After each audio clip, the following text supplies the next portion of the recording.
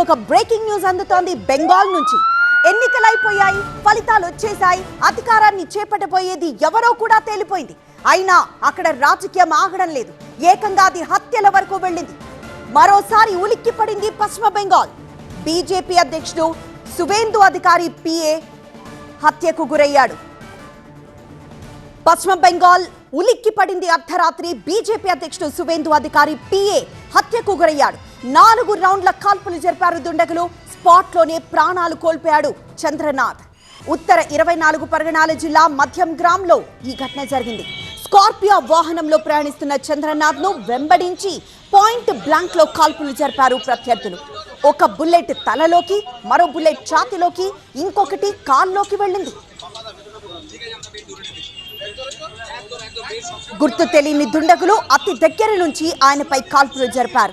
నడి రోడ్డుపై అందరూ చూస్తుండగానే ఆయన మీద కాల్పులు జరిగాయి.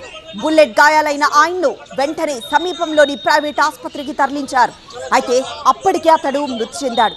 చంద్రనాథ్ సువేందుకు ఎగ్జిక్యూటివ్ అసిస్టెంట్ గా పనిచేస్తున్నారు. ఘటన జరిగిన వెంటనే పోలీసు బలగాలు భారీగా అక్కడికి చేరుకున్నాయి. నిందితుల కోసం పోలీసులు గాలిస్తున్నారు.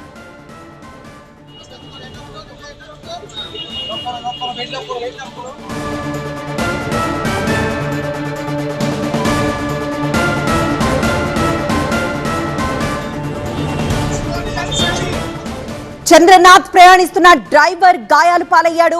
అతన్ని హాస్పిటల్ కి తరలించి చికిత్స అందిస్తున్నారు. అతని పరిస్థితి కూడా విషమంగా ఉన్నట్లు తెలుస్తోంది.